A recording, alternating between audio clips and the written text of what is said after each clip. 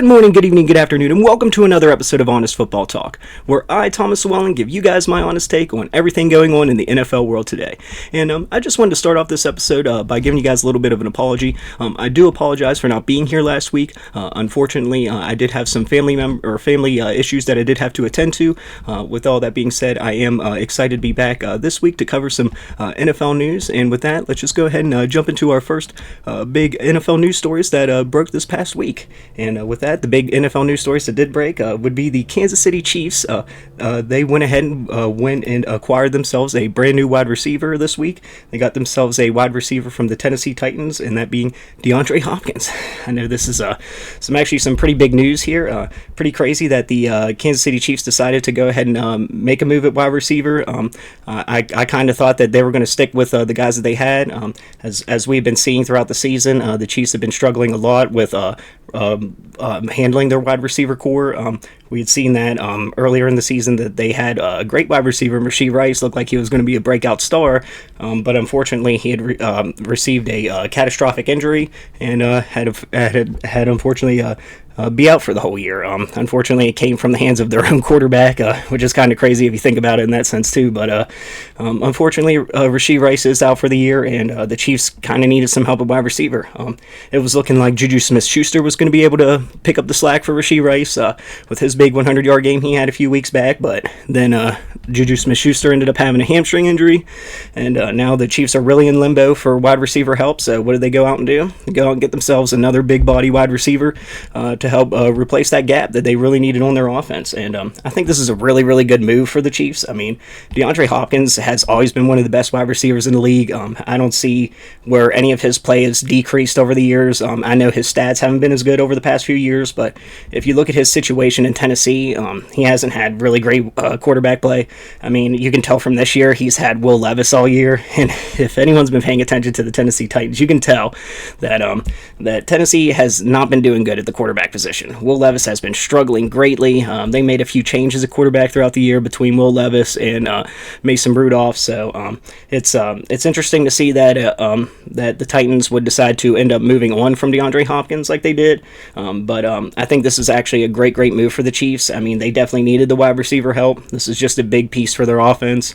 I think this is going to get Patrick Mahomes in the swing of things. He hasn't been playing too well this year. Leads the league right now in interceptions, so it's been a struggle for the Chiefs offensively. I think that adding DeAndre Hopkins is going to be a big boost for them. It's going to definitely help Patrick Mahomes make a lot better decisions on offense. We probably won't be seeing nearly as many interceptions from Mahomes going forward, and yeah, I'm really curious to see how well DeAndre Hopkins meshes with this Chiefs offense. It's going to be really exciting to see. Like I said, DeAndre Hopkins is a great talent. Dude has been one of the best in the league for years upon years, and I'm excited to see if he can continue that production here with the Chiefs. So only time will tell. We'll see how good that deal works out for the Chiefs going forward. And with that, we'll get into my next big story coming from the NFL. This past week, as you guys had seen from last week, unfortunately, the Cleveland Browns, their starting quarterback Deshaun Watson, had suffered a season-ending injury in which he had, it looks like he ruptured his Achilles. With that news being said, the Browns are planning on starting Jameis Winston this week against the Ravens in Week 8. I think this is really awesome for the Browns. I know it sucks, seeing a player get injured, but with all the controversy surrounding Deshaun Watson and his big contract and how the Browns have been playing up to this point, I think the Browns have been really needing a quarterback change.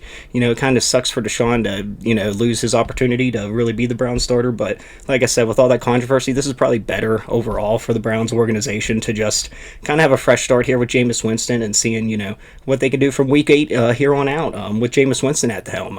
I'm really excited for Jameis. I've always liked Jameis coming out of college. I liked him when he played for Florida State. He was a great quarterback then. I liked him when he played for the Bucks. He had some great games. Some crazy seasons where, Jameis is a gunslinger, if I can say the term. Sorry. Yeah, he's a gunslinger. He can throw the ball up and down the field. He might create some crazy turnovers that have your head spinning, but I tell you, he can get off some big plays that will have you in awe as well. Like, there are some great playmaking ability from Jameis Winston, and I'm curious to see, what he's got in store for the Browns here, what he can do for that team, how he can lift them up, and maybe even make them into a much more competitor than what they've been. unfortunately, the Browns have been struggling a lot this year offensively. As a fantasy football player myself, I love playing any defense that would play the Browns just because the Browns' offense was so abysmal. We could blame a little bit of that on the offensive line. We could see throughout this season that any time that Deshaun Watson would go back to pass, he would barely have any time to throw the ball. He looked like he was getting sacked immediately. Now, some of that could definitely be on Deshaun with his decision making. Ended up taking the sack instead of throwing the ball away or trying to escape better. It can go both ways between the O-line and the quarterback, but I think what this Browns team really needed these past few weeks is a quarterback change, and because of Deshaun Watson's contract situation, it made it almost impossible for the Browns to even consider that a possibility. So now that, this injury has taken place, I think, even though it sucks, seeing a player get injured, I do think that this is better for the Browns going forward. I think Jameis is the best quarterback on that roster, and we're about to find out if that was true. We got a few more weeks here to really figure out, what's going on with this Browns team. If Jameis is the answer, I really want to see what Jameis has in store, because he hasn't really gotten a chance since he's left the Bucs. He was a starter there, and he's had some up and down times when he's been a starter, but I really do think that if you give Jameis a few weeks to really prepare as a starter, he could surprise you, and he could end up being I really do think that Jameis could end up being a full-time starter in this league if he was given the opportunity. So I'm really excited to see him get this opportunity now, and let's see what he does with it. With all that being said, I'm excited to see Jameis start for the Browns going forward. Yeah, and with that, let's get into our third big NFL news story. This story is pretty interesting here as it covers the Miami Dolphins. I'm really excited to see Tua Tagovailoa, if I can say his last name properly. Tua is going to be coming back this week. He's going to be playing he's going to be back this week, week 8 in the NFL, be playing against the Arizona Cardinals. A lot of their team, of course, is super excited. The Miami Dolphins have not been too great since Tua's gone down. Their offense has plummeted, barely scoring any points whatsoever. Them barely being able to move the ball up and down the field. Tyler Huntley wasn't able to get it done, so it's good to see the Dolphins finally get their starting quarterback back in Tua, and seeing what this offense can really do. There's been a lot of excitement even before the season started. What was Tyreek Hill and what was Jalen Waddle going to be able to do this year with Tua, and we haven't really gotten to see that come to fruition, mostly because of Tua being injured. We haven't seen much at all of Tyreek Hill or Jalen Waddle making any big plays this year. They haven't really had the opportunity due to their quarterback play. So with Tua coming back, it's going to be really exciting to see this Miami Dolphins offense again. They used to be one of the top offenses in the league when Tua was starting, so I got a feeling that once Tua comes back, they're going to be right back at it again. Right back at being a high-performing offense, and it's going to be awesome to see. One of the big things that's coming out with this story, though, that I think is really interesting is, as of course, if you all have been following Tua's saga, we have known that he has suffered multiple concussions throughout his career, and this has led to a lot of scrutiny about how his concussions have been managed, how his playtime's being managed going forward, and it's led to some interesting conversations within the NFL world, and I thought this was a really interesting story. So apparently Tua was given the opportunity here to wear a guardian cap going forward in the NFL. This year is one of the first years that the NFL is allowing their pro players to actually wear their guardian caps during the season and not just during training camp and for preseason games. So I thought this was a really cool ad. I know that I know that a lot of people aren't looking forward to the aesthetic. It doesn't look too cool. It's not the most flashy looking thing on a person's helmet, but it does provide a lot more safety. So very understandable why the NFL would want to get this sort of technology pushed into the regular season, and for players to be wearing these guardian caps going forward definitely makes sense for the NFL. And I personally agree. I think that for us to make the game more safer, these sorts of things are needed. I don't really care about if it's aesthetically pleasing or not. As long as the players are safe, that's all that matters. I just thought it was really interesting that Tua was given the opportunity to wear this guardian cap, and he turned it down. Even with all of his concussions in the past, you would think that even just for the rest of the season he would do it just as a safety precaution, but he says he's going to refuse to do it. Now, with that being said, Tua is wearing one of the most safest, I think, helmets issued. Let me see if I can pronounce the name of this. It's the Viscus 02 Matrix ID helmet. According to I believe it's CBSSports.com. They state that this is one of the safest helmets that a quarterback can wear in the NFL. This is one of the safest ones outside of wearing the Guardian cap. But of course, if you add the Guardian cap to it as well, it would definitely make it safer. So it's just really odd that Tua wouldn't go about doing this. There was statistics on CBSSports.com through the article I was reading here, stating that when wearing these Guardian caps, it reduces concussions by 46%, apparently. So I think that's a pretty high percentage, and especially with Tua's history, I think it would be really beneficial for him to give these Guardian cap things a try. Just give it a try at the very least. If you don't like it for the first game, go without it, but I really do think it would be beneficial for him to at least, try this out coming back with all of his concussions and all of his injury history. But of course, Tua has the final say. He's the player out there.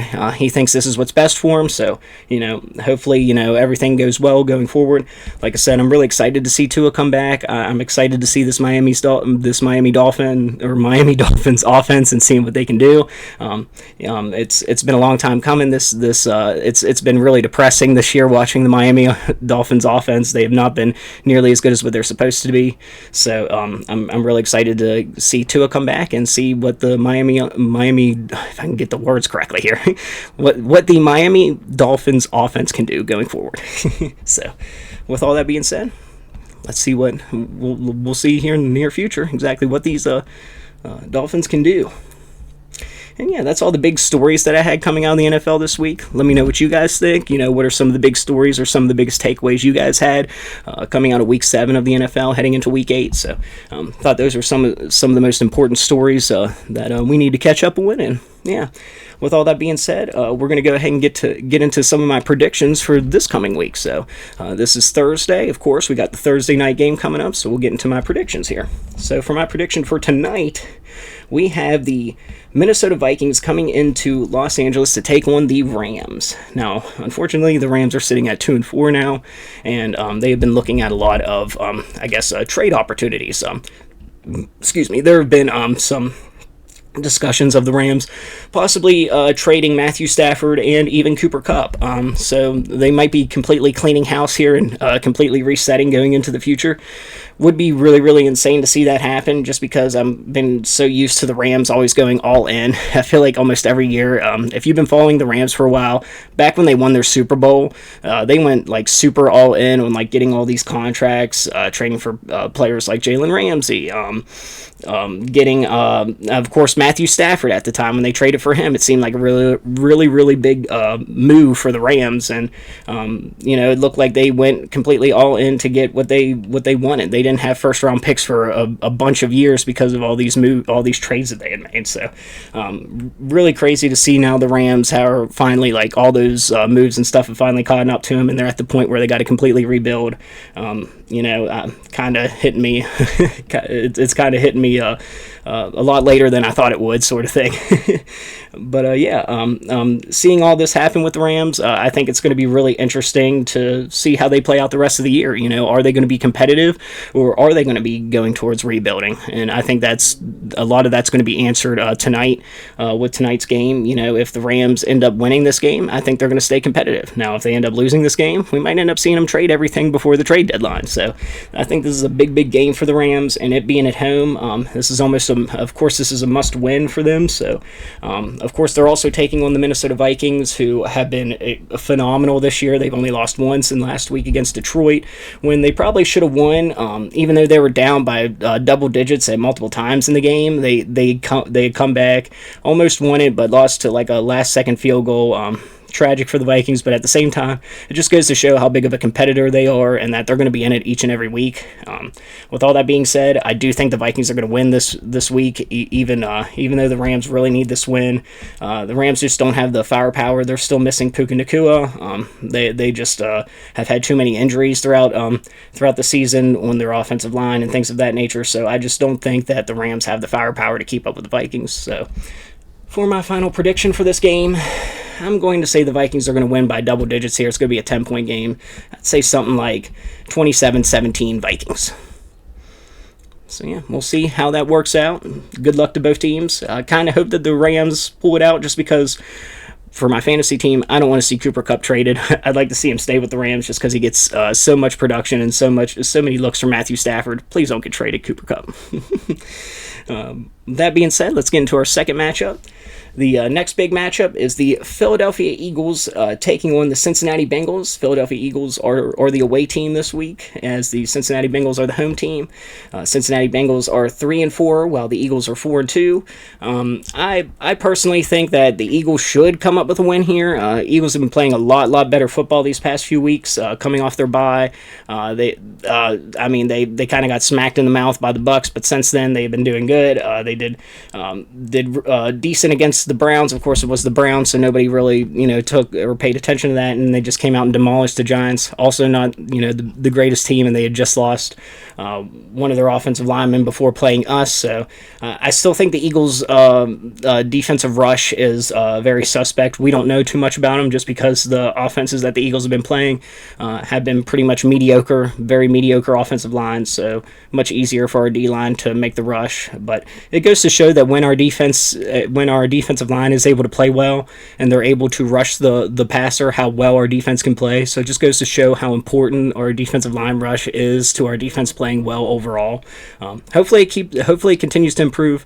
Hopefully our players continue to stack up these sacks and stats. I'm really excited to see how some of these players continue to develop. Quinyon Mitchell and Cooper DeJean both playing really good as rookies this year. Really happy with their play so far their rookie year, and looking like they could be studs for us. So it's just all about the defensive front at this point, and really need our defensive ends to get at the quarterback more, and curious to see how they're able to do that against the Bengals here. Now, when looking at the Bengals, you can definitely tell they've underperformed. They're supposed to be one of the top teams coming out of the AFC this year. Everyone saw Joe Burrow as possibly being an MVP candidate. Now, Joe Burrow has played really well this year. That's not really the problem. The problem is really Bengals defense. They've also had a lot of struggles defensively. That's led to crazy high scoring games, and has led to them losing a lot of games. So I think this is going to come to which defense is better when it comes to the Eagles and Bengals. This game's going to probably be surprisingly high scoring, I think, because a lot of people I don't think realize just how high powered both of these offenses are. So when it comes to my prediction, I think the Eagles are going to win probably by a touchdown here, and it's going to be close. I think the Eagles are probably going to win something like 28-21. We'll go with that. So Eagles 28, Bengals 21. It might even be a little bit more high scoring than that. Excuse me, but I'm not. I wouldn't say I'm not sold on this game being a crazy shootout as well, just because of the fact that the Eagles offense has had some struggles with some turnovers. I'm hoping that's not the case, and I'm hoping that these last 2 weeks aren't just a fluke for the Eagles. That if they weren't such a fluke, and that the defense has really started to pick things up, I do think that if the Eagles can continue their route on defense, that they can cause some key stops for the Bengals offensively, and it can lead to a little lower scoring of a game. And I'm excited to see what the Eagles can do. I really do hope that this defense is starting to get their footing. I really hope that these are signs of things to come, and not just flukes due to bad offensive play. So time will tell. We're about to find out against the Bengals here this Sunday, and I'll be watching it, of course, and be letting you guys know how I feel. So yeah, with all that being said, like I said, I think the Eagles are going to win 28-21. Good luck, Eagles. And with that, let's get to our next prediction matchup. That would be the Atlanta Falcons going on to take on the Tampa Bay Buccaneers. Tampa Bay is at home this week. They have a 4-3 record currently, and the Falcons currently have a 4-3 record as well. So both sitting at 4-3, both sitting number one of their division. So I think this is going to be a big game just for division purposes. Whoever wins is probably going to take a strong lead into the division going forward. I think this is a terrible time for the Bucs to have to play this game, mostly because last week the Bucs had just lost their best wide receivers. They had just lost Mike Evans and Chris Godwin. Highly unfortunate. This team was looking so good to come out the gate, like just played so well against all their competition so far. Like other than against Denver, this team has been looking like a Super Bowl caliber team, and I've been thoroughly impressed with the way Baker Mayfield has been playing this year. The dude has been making some phenomenal decisions down the field. The dude has not made too many crazy mistakes with the ball, and he looks completely different than the Baker Mayfield we saw in Carolina a few years ago. It's mind-blowing just how much a different change of scenery can do for these quarterbacks. It's a really heartwarming story for Baker Mayfield. It's a great feel-good story for him. Really happy that he's been able to turn things around and become one of the top quarterbacks in the league now with the Tampa Bay Bucks. So looking forward to see how he's able to continue holding that standard. If he's able to keep that standard all year, if he keeps playing this way, I think the Bucks will be a contender. So I think it's going to be difficult for Baker to continue this type of play, especially without his top two receivers. But this is where you're really challenged. This is where you get to prove that you are a franchise quarterback. What are you able to do when you don't have your top weapons? Are you able to still produce? Are you able to still go down the field and score touchdowns? And this is where Baker's going to really step up and show his leadership capabilities. I'm really interested to see how this all plays out for the Bucks. Are they going to be able to keep this up? Time will tell. So with all that being said, when it comes to my predictions for this game, I do think Atlanta's going to end up winning this game. Atlanta's been playing so much better football lately. Kirk Cousins looked like he finally shook off all of his rust from the beginning of the year. They've been, a much better passing team now with Kirk getting the ball out a lot quicker and a lot better since the beginning of the season. And I think the Falcons look like they could just hum right along here against the Bucks. We'll see how it turns out, of course. I think Kirk Cousins and Drake London have started to develop a really, really good rapport with each other. I'm really excited to see that connection continue to develop as the season goes on. Where Drake London ends up at the end of the year. I think he could be a top 10 wide receiver the way he's playing. Could end up being a top 5 the way things are going. I mean, the guy's been putting up some phenomenal numbers here so far with Atlanta. So curious to see how it goes out. With all that being said, like I said, I think Atlanta's going to win this game. Unfortunately, I think it's going to be it's not going to be as close as what it was if Mike Evans and Chris Godwin was in this. I'd say it'd be like a one-score game, and I'd probably even give it to the Bucks. But with both of them out, I'm saying that Atlanta's going to end up winning this game, and they're probably going to win easily, unfortunately. I think it's going to be like a 2-score game. I think Atlanta's probably going to win. They both were really high scoring last time they played each other too, so we'll put it in the 30s. I think Atlanta's going to win, let's say, 34-24. That's going to be my final prediction there. Atlanta 34, Bucks 24. So we'll see how that game goes. I hope that the Bucks end up making it a good game. Even if the Bucks stay close and they lose this, it might be devastating for the division. But I still think that would be, I think that would be promising for Bucks fans going forward. If Baker can prove that he can man the ship even without Mike Evans and Chris Godwin, with both of them out, if he can prove that he can still lead this team and make it a functioning offense, I think that would be a promising sign for Bucks fans going forward. So yeah, with that, let's get into my next big matchup.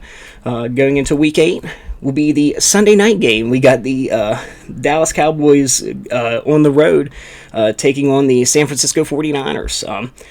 Now, this is a really interesting matchup, mostly because both teams have been struggling greatly. Both teams are not nearly starting out the way that they thought they were going to.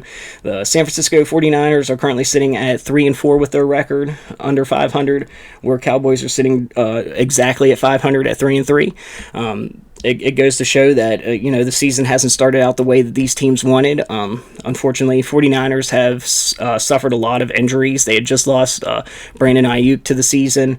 Unfortunately, Deebo Samuel's been in the hospital with illnesses, and you have George Kittle dealing with some lingering injuries as well. With some of their star players being so injured, it makes it hard for this 49ers team to get off the ground. And on top of that, the 49ers have also lost Christian McCaffrey for most of the season. He has not played a game yet this year, who's supposed to be their best offensive weapon on the whole team. So it just goes to show that it's been tough for the 49ers dealing with all these injuries so early in the season. And then looking at the Cowboys, really, they didn't make a lot of offseason moves. They kind of just went into the season hoping that the pieces that they already had in place were just, going to develop and get better. And unfortunately, that hasn't been the case. Cowboys have lost Brandon Cooks, their wide receiver 2, to a knee injury, I believe. And it's been unfortunate for them that they haven't really been able to get anything going offensively. Even with the injury to Brandon Cooks, it's been just like a weird year for the Cowboys where nothing's really been like consistent for them at all. They've never been able to get things really going. There's been some good movement on the ball offensively.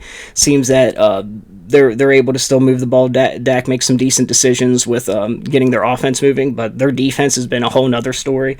It's been wild. Some of the running numbers that this defense has given up against the run, they've just been atrocious. So granted, they've missed some pieces. Micah Parsons has been out for the Cowboys in the past, so it makes sense that when you don't have your best defensive player, that your defense is probably going to struggle a little bit. So once the Cowboys get Micah Parsons back, are they going to be healthy enough to, show some life on defense and actually, make some stops on defense?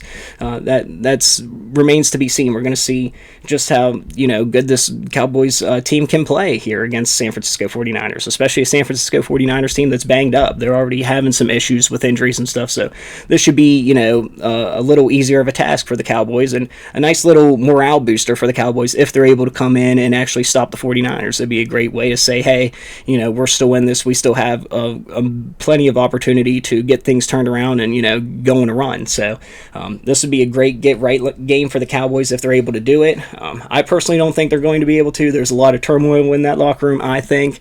That Mike McCarthy's days are numbered. He doesn't have too much longer with the Dallas Cowboys, so we'll see how that goes. But you could also say the same thing could be going for the 49ers. 49ers had a terrible game last game. There was talks of Shanahan talking to Brock Purdy in his locker, giving him a lecture at the end of the game, and Brock Purdy just sitting there taking it. So not too many great signs going for the 49ers as well. So this game is really curious to me because I feel like the loser of this game, it could have some catastrophic results depending on which team is the loser here.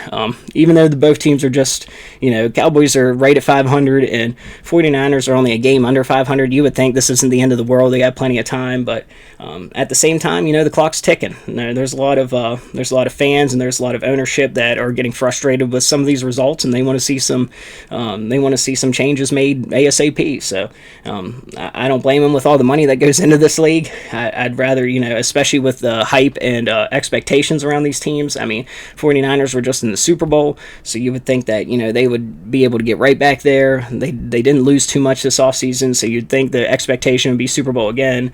And same with Cowboys. They didn't lose much. They did lose key offensive linemen, but at the same time, it's like there was the expectation that the Cowboys would at least make the playoffs, and the way they're playing, it's iffy if they're even going to make that. So this game is really, really key in showing which team is going to, either bounce back and have themselves a good year, or if the loser of this contest could end up being catastrophic to where their whole season falls apart. So this is definitely a game to watch. Awesome that's going to be a Sunday night game with all the stakes attached to this game. It's really awesome to see. So with all that being said, when it comes to my prediction, I do think the 49ers are going to win. I just think one thing, it's at home, and on top of that, they still have a good supporting cast. 49ers do have a good defense where Cowboys isn't a good defense. So I think that as long as Brock Purdy isn't out here throwing like 10 interceptions, the 49ers should be just fine. I think they're going to probably lean on their run game because Cowboys run defense has not been great. So I see Jordan Mason having a big game here. I think the 49ers are probably going to win, I'd say by 2 scores, just because as bad as the Cowboys have been, they just, once they are out of a game, I feel like give up. So I think, we'll say it. I'm going to say it's going to be 49ers 30, the Cowboys 20. We'll go with that. So another 10-point game. I'm kind of giving the Cowboys some credit here that maybe they'll try to keep themselves in the game later and score some points here. I do think that it's going to be sort of a blowout for the 49ers. We'll see. Like I said, it could go either way, especially if Brock Purdy comes out and is not playing well, if he throws interceptions or is not making great decisions. This could easily go to the Cowboys' way as well, but I'm pretty confident that the 49ers are probably going to come out here and, somewhat dominate to the point where the Cowboys aren't going to be competitive in this game. I got a feeling that as long as the 49ers rely on the run, they'll be just fine. Jordan Mason will have a big game, and they'll end up winning by double digits. So with all that being said, we'll see how it goes. Like I said, final prediction, going to be the 49ers 30, the Cowboys 20. And with that, let's get into my final matchup that I want to cover here, and that would be the Monday night game. We have the New York Giants coming into Pittsburgh to take on the Steelers.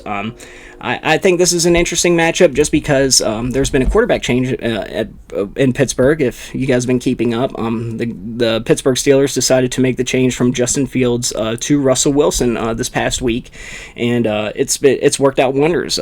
Russell Wilson came in, had an amazing game last week, scored crazy amount, over 30 points for the team.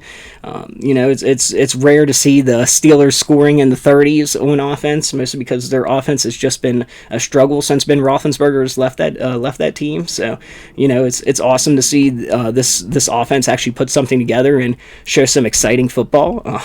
And of course, on top of that, the Steelers' defense has always been good. They just have always needed an offense around them to do something. So it's really exciting to see Russell Wilson come in here and show that he can run this offense and make it exciting football to watch. With all that being said, I do think that the Steelers are going to win this matchup against the New York Giants. The Eagles just came in and smacked the New York Giants, showed that the Giants' offensive line is struggling. And with all that being said, if the New York Giants' offensive line is struggling and they're playing against the Steelers, and the Steelers have T.J. Watt, this could be a career night for T.J. Watt. I could see T.J. Watt. If T.J. Watt really wanted to and the refs allowed it, if the refs, would call penalties and stuff of that nature and actually focused on T.J. Watt, I do think that T.J. could end up having double-digit sacks this Monday night whenever they play. It would be insane, absolutely insane. But of course, that's not going to happen. There's too much holding that ends up happening, and it's stuff that you see that happens on TJ Watt that refs just kind of let these offensive linemen get away with, because TJ Watt's just a beast. It's hard to call everything against TJ Watt, because if you just focused on him, you'd be calling penalties every play. The dude's insane. He's amazing how he's able to get off the line. So with all that being said, I don't think the New York Giants have a chance at all against the Steelers, and it's mostly just because of TJ Watt. Like, I could believe as long as TJ Watt's healthy and he's in this game the whole time, he's just going to be a wrecking ball. He's going to be causing problems for the Giants literally every play. If he's not in Daniel Jones' face as soon as the ball snapped, he's going to be there within 2 seconds at most. Like, I don't see this Giants team standing a chance. Steelers defense is way too good, and with that, it's going to be another blowout. I could see it being very similar to the Eagles. I think it can be the exact same sort of thing, where it's Steelers 28, New York 3. So that's going to be my score prediction with that. I think it's going to be exactly just like the Eagles game, except now, the Giants are going to have to take on a much, much better defense than what they did last weekend. It's not looking good for New York fans. I feel for you guys. I'm very happy that you guys gave us Saquon Barkley for the Philadelphia Eagles. Thank you guys for that. But this whole season and last season, I just feel for any New York fans right now. It's hard to be a New York Giants fan right now. There's literally very little hope. You guys did get Malik Neighbors. He's going to be a generational talent. So hopefully he wants to stay in New York before his rookie contract ends, because it's going to be tough for New York here until they find themselves another quarterback to really pair with Malik and give them a chance going forward. But with all that being said, I do think that the Steelers are going to come out winning very easily against New York Giants, and hopefully New York Giants will see some better days next year. Unfortunately, we're at the point for the Giants that they kind of got to look towards next year. They got to get somebody to replace Daniel Jones. Until they get a replacement for Daniel Jones, there's literally no hope for the New York Giants. Sorry to say that, guys, but it's the truth. And until they make a change at quarterback, it's going to be dreadful watching the New York Giants play some football. But you guys got better days ahead. Hopefully, Giants end with such a bad record, you guys might get top pick, might even be able to get one of the top quarterbacks. So we'll see what the Giants are able to do. And yeah, with all that being said, that's all the teams I'm covering. Like I said, final score prediction, I got the Steelers winning this one 28-3. So yeah, we'll see how my predictions hold up. Let me know what you guys think. What are you guys' predictions for this week? What do you guys think is going to happen in Week 8 of the NFL? Any crazy upsets you guys are expecting? Let me know in the comments down below. And yeah, that's everything I got, guys, for this week. Appreciate you guys tuning in as always. Remember to like, comment, subscribe, do all that fun stuff down below. And yeah, I greatly appreciate you guys. And this is Thomas Llewellyn, and this is Honest Football Talk, and I'm signing out, guys. See you guys next week. Take care. Peace.